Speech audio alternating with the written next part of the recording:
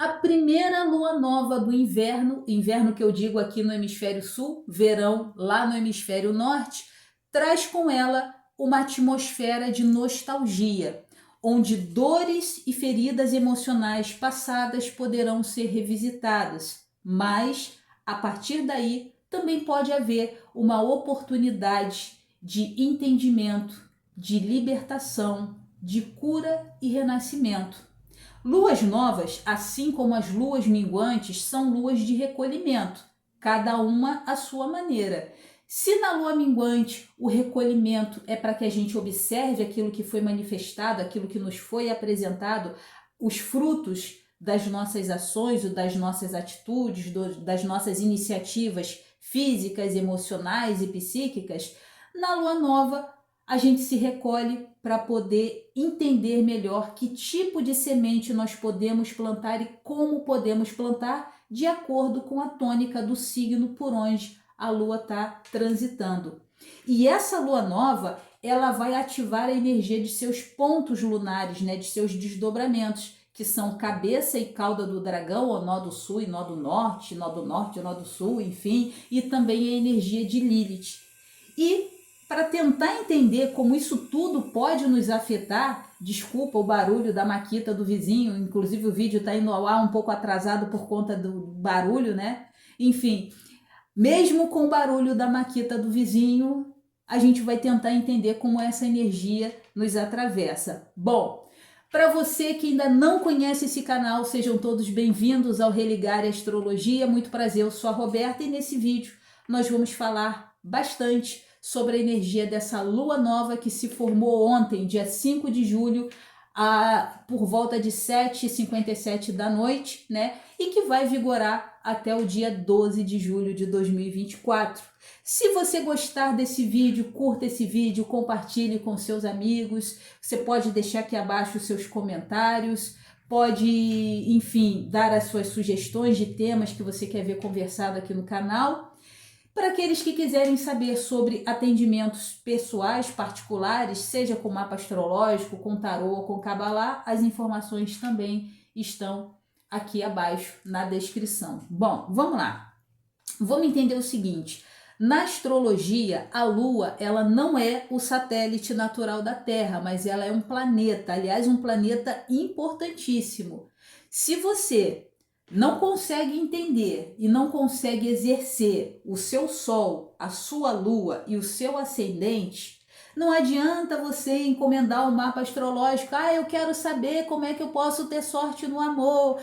Como é que eu posso fazer andar a minha vida material. Querido, querida, você precisa entender como é que funcionam esses três posicionamentos, porque as suas vontades, os seus desejos, eles são manifestados a partir do teu Sol matizado pela energia do signo.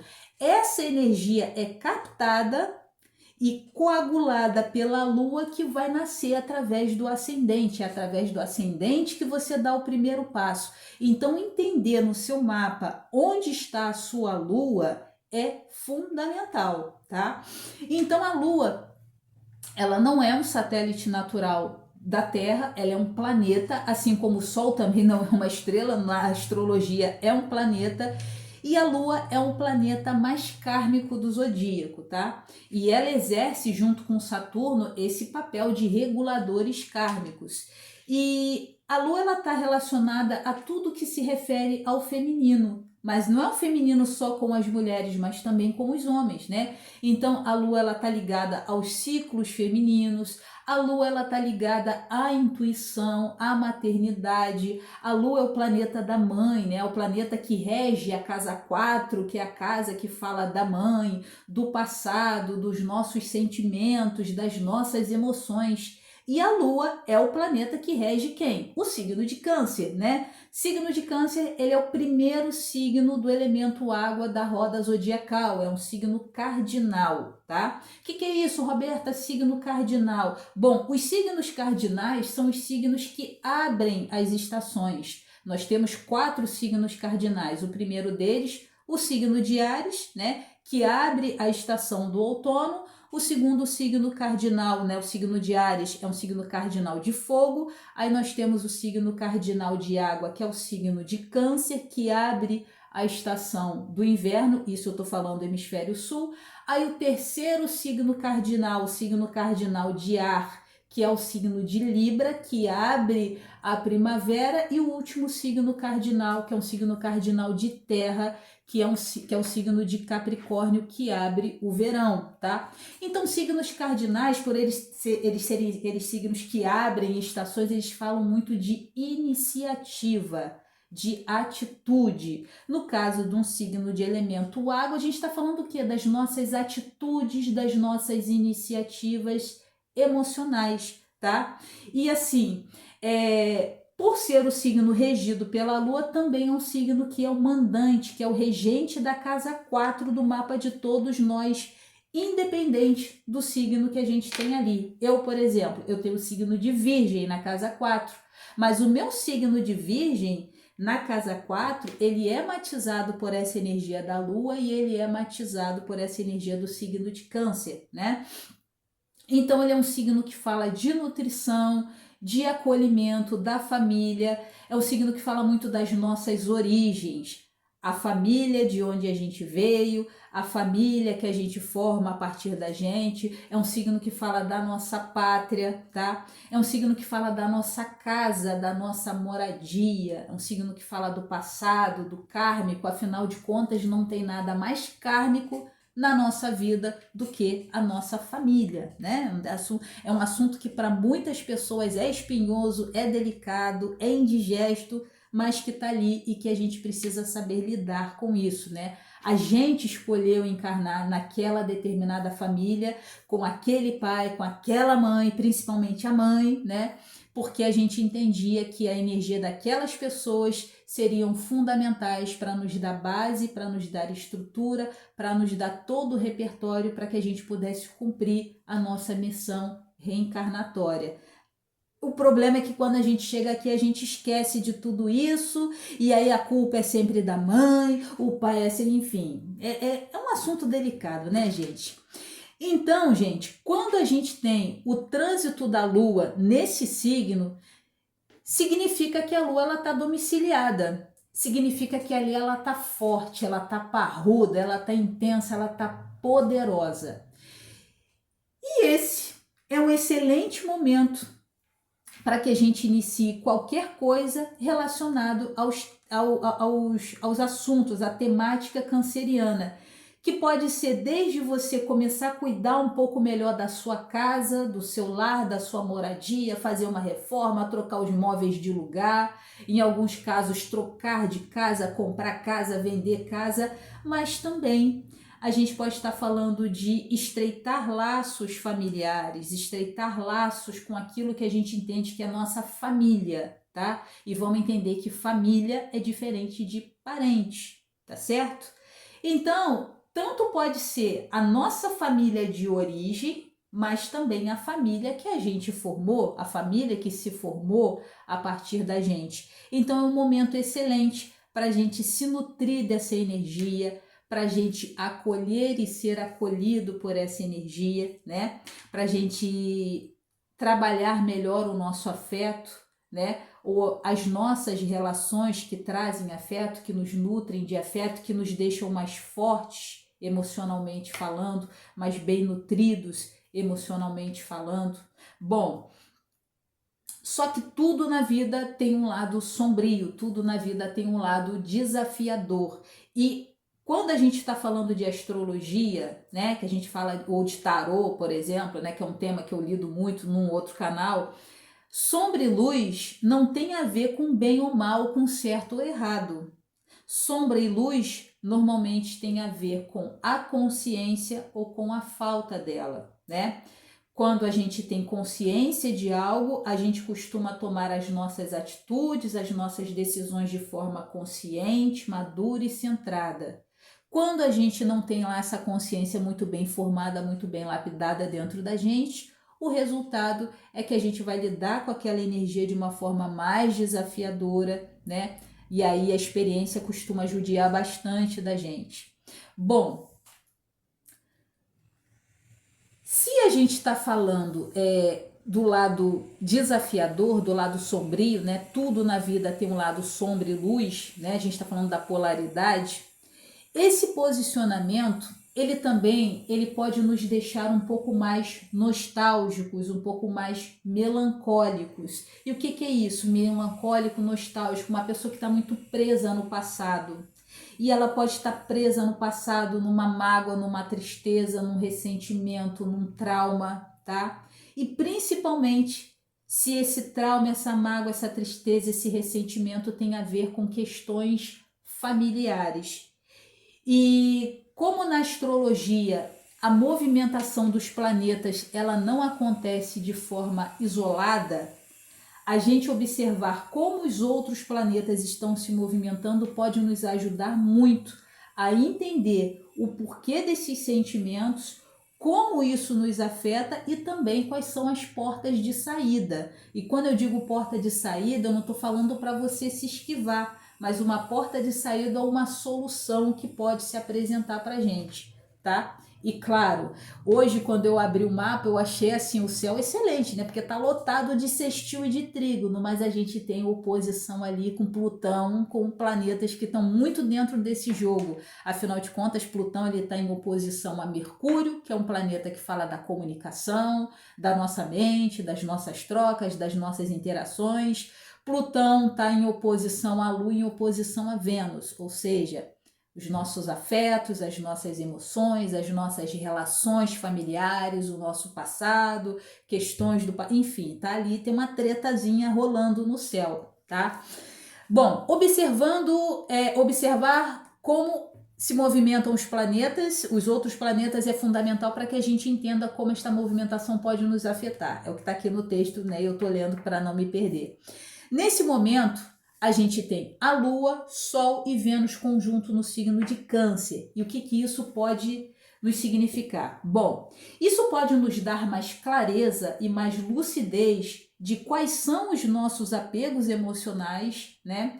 Quais são aquelas situações em que a gente já poderia ter trabalhado, quais são os perdões que a gente já poderia ter liberado para que a gente se livre daquela energia. E quando eu digo liberar perdão, gente, eu não estou dizendo que você tem que voltar a conviver com a pessoa, mas é liberar o perdão para que você pare, às vezes, de ficar todo dia tomando um copinho de veneno querendo que o outro morra. Na verdade, você está se envenenando, você está envenenando a tua alma, o teu espírito.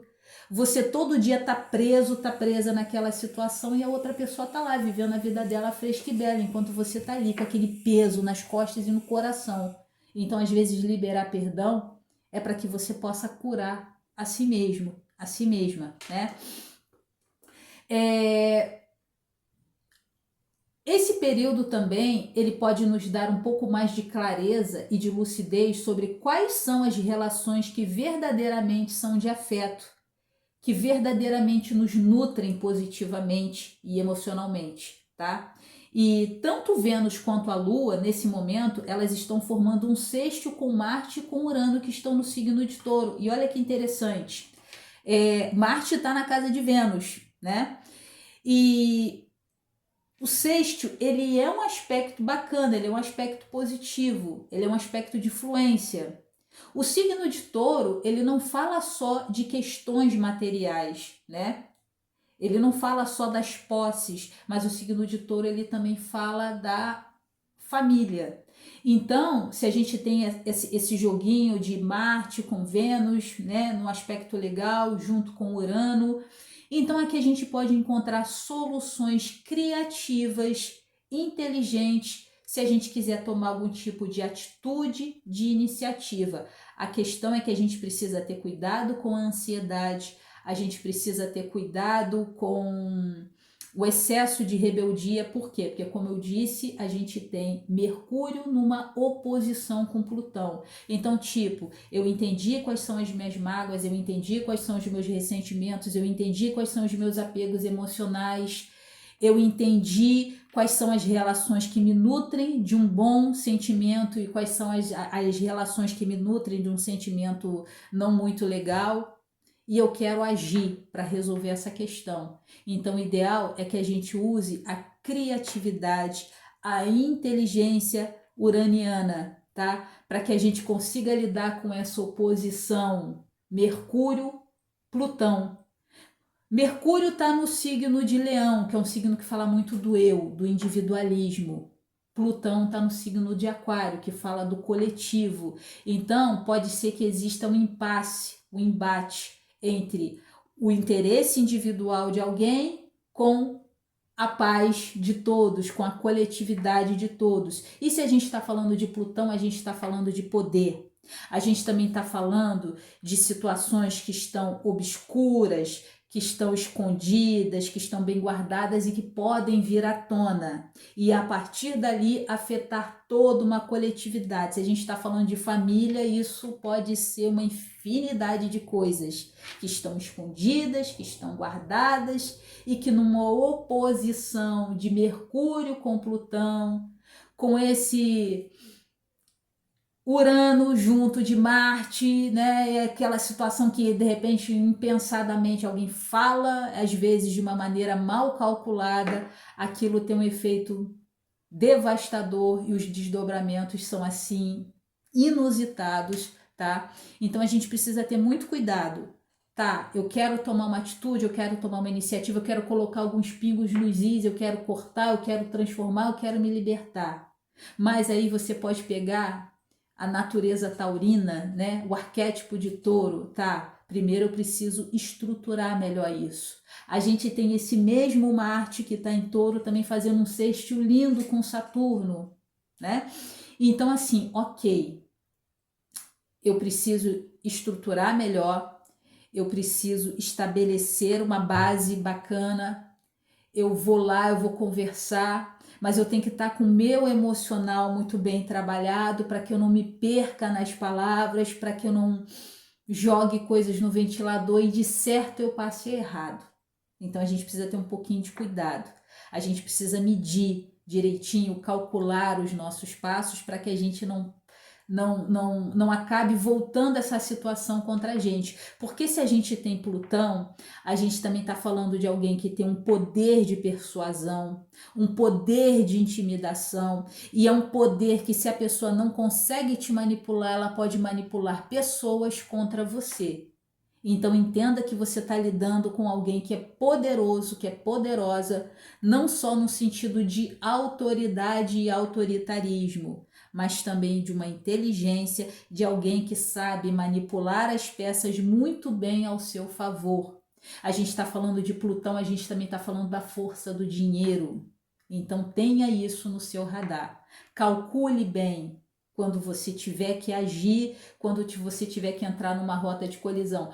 No vídeo passado que eu falei sobre as previsões para o mês de julho, né? Eu até falei, né? Eu até citei, manda quem pode, obedece quem tem juízo. É uma pessoa, ai, que não sei o que é funesto, que... Gente, quando eu falo isso, eu falo com conhecimento de causa por experiência própria. Uma vez, né? Eu com meus 30 e poucos anos, eu entrei numa rota de colisão com uma autoridade. Quando eu tô falando autoridade, é autoridade mesmo. Para você ter noção, o cara que estava acima dele era só o presidente da República. Eu estava falando com o ministro, né? O cara estava completamente errado. Tecnicamente, eu estava completamente certa. Mas pessoas que têm muito poder, elas não gostam que você aponte o erro delas. Elas não gostam de ser contrariadas. Então, no momento, essa criatura não fez absolutamente nada. Só que 6 meses depois eu me vi encalacrada numa questão de processo que se arrastou por 5 anos da minha vida, onde, assim, até as próprias pessoas que estavam ali sendo pressionadas para me encalacrar estavam assim, gente, mas está tudo errado. E no momento em que as coisas começaram a acontecer, eu não entendia bem. Até que uma das pessoas falou assim, nossa, mas você tem um inimigo muito poderoso. E aí naquele momento eu falei, eu tenho um inimigo poderoso? Aí passou um tempo, eu falei, lembrei. Foi o cidadão que eu cheguei para ele e falei, isso aqui tá errado, você não pode fazer isso, isso aqui é arbitrário, blá, blá, blá, blá, blá, blá. Eu falei, entendi. Compreende?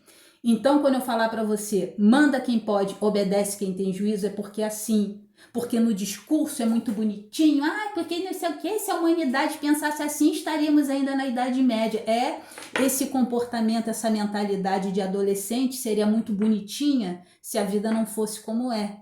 Se os seres humanos não agissem como eles agem. Eles não agem de maneira ética, né? Então, isso se aplica também às vezes para questões familiares. Principalmente se a gente tem a questão financeira em jogo. Então, se você revisitou uma dor, uma questão do teu passado que tem a ver com família e você vai entrar numa rota de colisão, calcula as suas palavras, cuidado, entenda, porque você conhece essa pessoa melhor do que ninguém, entenda como ela pode articular, anteveja o próximo passo dela para que você, de certo, não passe errado, tá certo? Entendedores entenderão. Bom, vamos lá. Esse posicionamento também, né, ele também vai ativar essa passagem da Lua, esse posicionamento, né, da Lua no signo de Câncer, e vamos entender que essa passagem da Lua por Câncer é muito rapidinha, tá? Porque a Lua ela fica 2 dias e meio no máximo em cada signo. Essa energia, né, quando ela fica ali conjunta com a Lua, com Vênus e com o Sol, e ela ativa Marte, coisa toda, ela vai ativar também cabeça e cauda do dragão. E quando ela ativa a cabeça e cauda do dragão, e o Sol, Lua, aquela coisa toda, pode ser que venha à tona uma questão que começou a se manifestar, ou que foi muito impactante na sua vida num passado recente, no último eclipse do dia 8 de março.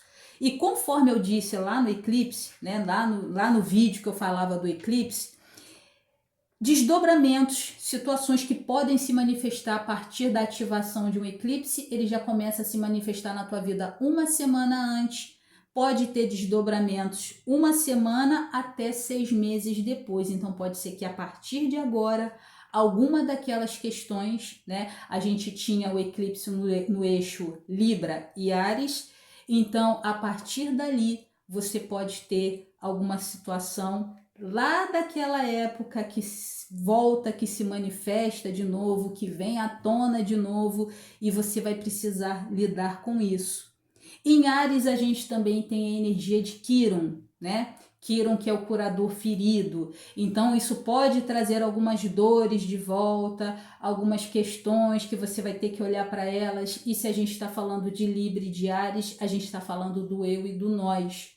Do quanto você tem que às vezes se anular, do quanto você tem que abrir mão da sua individualidade em prol do outro, em prol dos outros. Então são aquelas parcerias que às vezes minam o teu emocional, são aquelas parcerias que ao invés de te nutrir mais te subtraem do que te nutrem, do que te acolhem.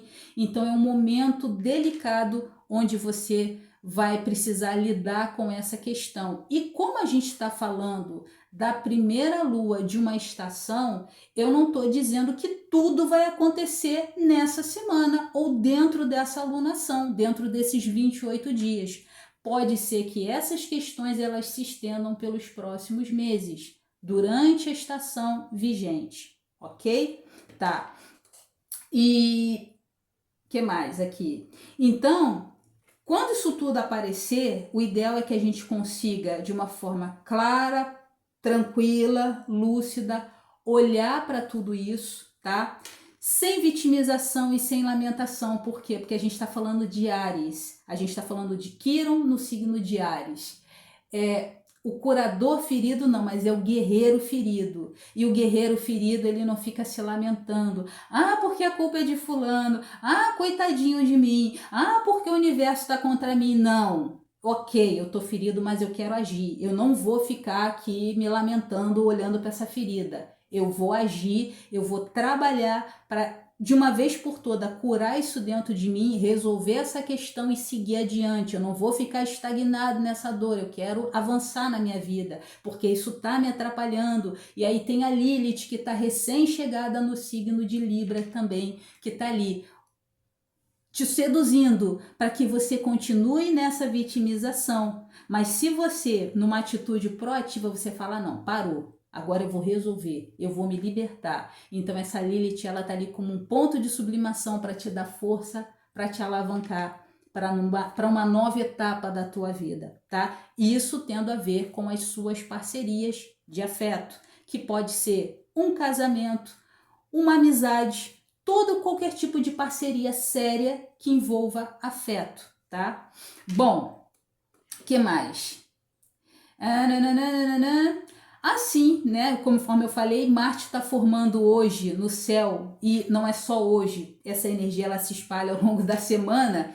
Ele está formando um sexto muito bonito com Saturno, né? Marte no 19º grau de Touro e Saturno no 19º grau de Peixes. Então aqui, quando você observa tudo isso, né? E você quer agir, você quer partir para resolução, aqui esse sexto, ele nos dá a possibilidade de você dar esse primeiro passo com firmeza, com estrutura, responsabilidade, disciplina, com a praticidade taurina, para que você consiga materializar, para que você consiga concretizar tudo aquilo que você idealizou, que seria importante para você. Tá?